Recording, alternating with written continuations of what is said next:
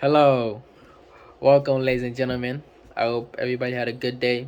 Is having a good evening. Shake my hand. Don't leave me hanging for real. Like shake my hand. Thank you. My name is Abdul Fanny. Uh, yes. Everybody wondering what book I read? I read this book called "This Changes Everything" by Naomi Klein, and what I'm about to tell you will change everything. If you already didn't, if you knew, you know. If you didn't know, well, let me educate you. This book is about the capital is about the battle between capitalism versus the climate, money versus the world. Which one is more valuable? Which one is more important? We'll dive into that one. Before we get to that, let's talk about Naomi Klein. We got to give her a little credit because she's the one who wrote the book. This book was made in 2014, and Naomi Klein is a actor, filmmaker, social activist, and also award winner. She won awards for journalism, and she also won awards for she was the New York best-time selling author. I can't forget about that. Yeah, not many people have that. And yes, if you do decide to pick up this book, it is 500 page, very long, but don't think about it like that. Don't think about it as she has 500 pages. Think about it of the three parts that she broke it down into. The first part was what's it called? Bad timing. Second part was magical thinking. And the third one was starting anyways. Let's talk about the first part. Bad timing, right? The reason why she called it bad timing because they try to explore. When I say they, I'm talking about the government. The one that regulate everything. They explore the political context in which climate change has been fought, right? And she also talked about the political dimension of climate change policy, right? Another reason why she called it bad timing was because when they were trying to do all that, it was during the time of neoliberal neoliberalism. I hope I said that word right. English, my second language. If you don't know what that is, Google it, just like me. Uh, I'm just playing. I explain it. No, neoliberalism, is eliminating price control, deregulating, capital market, and lowering trade barriers. All those sounds gibberish to us, but to the businessman, it means more money into their pockets. That's basically what it means. Just basically just ball with no rules. The second was magical thinking. It looks at the various attempts to solve climate change that haven't worked, like large green group partnering with big businesses and billionaires, trying to find a solution on their own terms. Obviously, if climate change is still a big thing, that means they shot, they miss, they fail basically. And the third one was starting anyways, and it's about like resistance to fossil fuel, which is like one of the main causes of climate change, and also believe that it's the us getting away from that will be the solution to climate change. We'll be heading to the right directions. So your kids can still live here without any problems. Uh, and also it talks about how we need to change the way we live so that can happen, right? Why don't we be talking about, I'm gonna discuss how climate change is real, how big companies are hiding the truth about climate change, and a way to fight it. Climate change is real, believe it or not. I used to be one of those guys who didn't believe in climate change because I'm like, okay, people complain that it's too hot. Wait till winter. Wait till December. Winter is coming. Vice versa, people complain that, oh my god, it's cold. Wait till June, the sun will be out. Or move to Africa like me. You'll have 4 month summer over there, and I never thought it would be a problem. But then what I started to realize is that wow, like we are the cause, like we're the main drive, we're the main reason that climate change is around, and I will know that because yes, I don't read, but I read. Look at China, for example. Look at the pollution that they have, and like they can't breathe this air that I'm breathing right now. They wish they where I'm at right now, and nobody batting an eye, and people are dying over that stuff. Or look at the heat wave that's going in Europe, like people are dying, and I was like, oh, okay, I thought because the sun is too hot, I don't know, they forgot sunscreen or something. But no, like all that stuff could have been prevented. And like I said before, this book was written in 2014, and yet no, we're in 2022, and nobody's talking about like solutions to talk about it. Nobody is rarely doing anything. And also, what I read in this book was some facts was like, since the UN climate conventions, yes, United Nations, all the countries that come in, they talk about it. That was signed in 1992, but the emission has risen 57%. So we talking about fixing something, but yet it's getting worse by the day. Like that means what's going on. Like nobody cares about that, apparently or not. And like that's the reason why we need to change the way we give. And I feel like another reason why nobody's talking about climate change is because big companies who are going to lose a lot of money if people were to start talking about climate change or start changing the way that we live. It will affect their pockets. And we live in a capitalism world where money talks. I talk like that.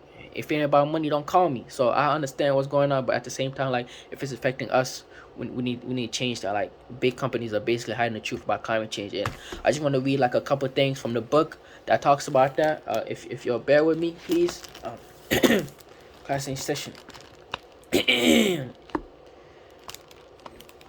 A similar bias can be observed among scientists. While 97% of active climate scientists believe humans are a major cause of climate change, the numbers are radically different among economic geologists. Scientists who study natural formation so that they can only be commercially exploited by the extractive industries. Only 47% of these scientists believe in human caused climate change. The bottom line is that we are all inclined to deny when the truth is too costly, whether emotionally or intellectually or financially. As Upton Sinclair famously observed, it is difficult to get a man to understand something when his salary depends upon his not understanding it. Oh my god. That last one, I felt like that was a bar. Oh my god. Basically, what I read was the scientists who are known, who study the world, right? 97% of them said, oh yeah, climate change is our fault. But the ecology is saying something else. Ecology, focus on money. Do not focus on what's going on in the real world.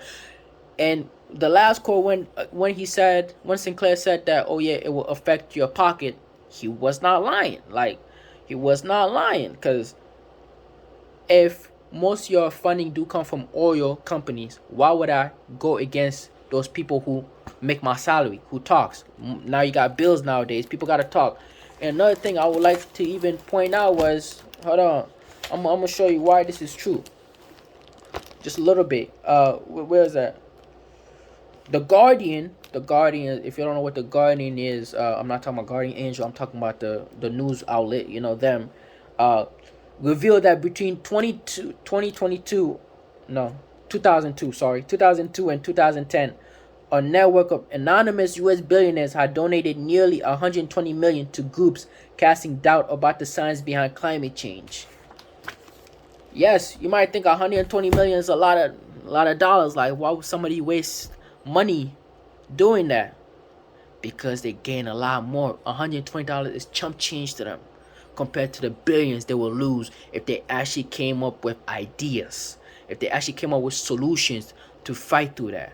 So I'm telling y'all, like, for a lot of things going on, and it's not going well. Like, the world right now, we have cars, we have transportation, and we're emitting a lot of CO2s. That's way much than we need it to be. Because sure, CO2s is good, right? Because the trees need it. When we give it to the trees, what we get back is oxygen. But too much of that is bad. And on top of that, another thing is, well, it's not in the book, but I just want to talk. Another thing is, we be cutting down trees every year. Think about it. We don't have as many trees as we had before. We cutting down trees so that CO2, even if we just produce enough for the trees, it will still be bad for us, especially for the environment. And obviously, we knew about this problem for a long time ago. We don't want to do anything about it. And I like how she broke down, and she gave us solutions to find a way to fight it. And I'm gonna read a quote that that shows y'all why we don't want to fight this thing. Sorry. The real reason why we are failing to rise to the climate moment is because the action required directly challenging a reigning economic paradigm. Deregulating capitalism combined with public austerity, the stories on which Western culture are founded, that we stand apart from nature and can outsmart its limit, as well as the many activities that form our identity and define our communities. Right, you know. They also spell extensions for the richest and most powerful industry the world has ever known, the oil and gas industry, which cannot survive in anything like its current form if we humans are to avoid our own extinction. Ensure we have not responded to the challenges because we are locked in political and physical and culturally. Only when we identify these changes, we do have a chance of breaking free. I feel like she summed it up perfectly, everything that I talked about. If you look at it, one of the reasons why the U.S. go to war is because we want to have control on our oil. Oil speak volume. Oil, you need oil for everything, especially in this one right now. This world is run on money. If you don't believe me, go look it up. The reason why we got off the gold standard is because we can spend as much money as we want, and the reason why we in bed with the Saudis is because we need their oil. So you see the predicament that we having. So in order, Naomi Klein is explaining that in order for us to truly solve this problem, we need to do a 180. That means we need to erase capital. Well, not erase capitalism, but like not be money powered or money greedy, and find a way to fix it. So all of us, every single one of us, can live in this world free, right? She said, she was proposing that we abandon fossil fuel energy, and half the solution are not an option. Like things like hybrid car, efficient fuel are not enough to stop emission that are contributing to extinction. Like I understand, yes. Now look at it. Not even cars. Example, Tesla is a big car company that talks about that's not, you don't talk about it, but their main goal is to be electric, right? And that it doesn't produce as many gas. Yes, congratulations. That true. Like it doesn't produce that many emission to CO2, but that's only temporary fixes. This stuff is only temporary because think about it. The Tesla, right? At the end of the day, you need to charge it, right? But the electricity, what if you get that electricity from gas or oil? The electricity got to come from somewhere, right? When it comes from somewhere, yeah. And plus, after Tesla, Tesla after a life expectancy, where's the battery gonna go? It's gonna go to a waste, and companies, they like to save money, so they're not gonna do it properly. That also gonna affect the environment. That's also gonna trying to kill Mother Nature or something.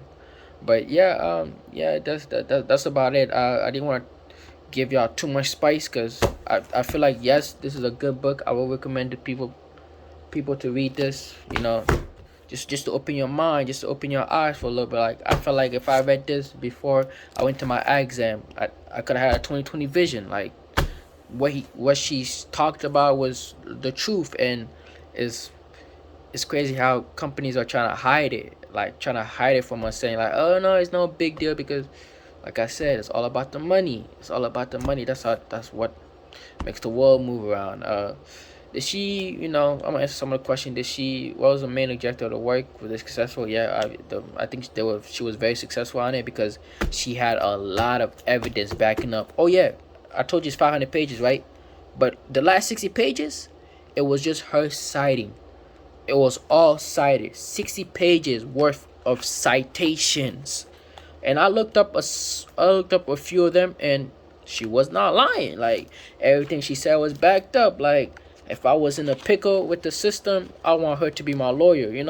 She had evidence for days. So yeah, I think she accomplished what she wanted to talk about. Her main theme was basically money affects how people trying to make money affects the world. Of course, you can make. There's nothing wrong making money. Everybody loves making money, but you should try to make money is it the right way? Yeah, a way where it's not affecting the world, because you don't want to be selfish. That's being selfish. If you know you're doing something, it's affecting people. For example, cigarettes. They were selfish. They knew it created cancer, but yet they didn't care about people's health. All they did was, oh yeah, this gonna give us a lot of money. So we don't want people to know about this. So let's go tell doctors to lie about it. Doctor, oh, yeah, I give you a little paper. Those doctors knew they were gonna give you cancer, but the cigarette company was like, I give you money for that just to say a couple lines.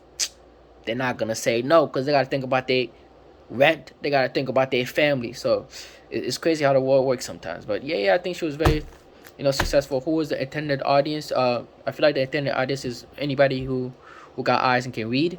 This is like I said, this is a long book. Not just read just to read, but read to comprehend. Because a lot of stuff that she was saying, like honestly, I don't like reading, but I might have to reread this again just to like catch up, like really retain some of the things that she told me. But like, yes, you should definitely read it.